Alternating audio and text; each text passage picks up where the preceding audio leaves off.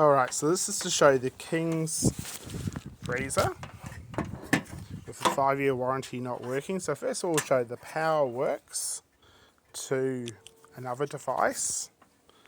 So we plug it in, a light turns on.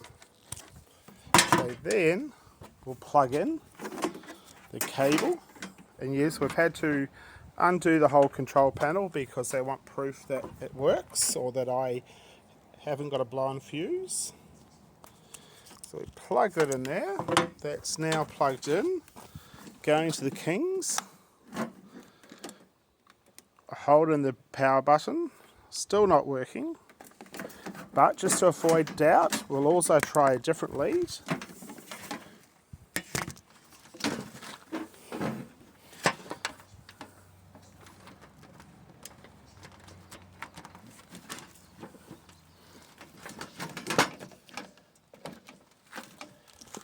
So yeah, now we try it with a different lead.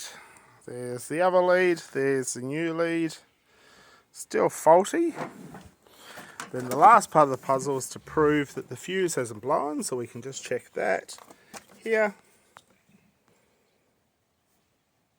There's the fuse, but again, just to avoid doubt, we'll take the fuse out.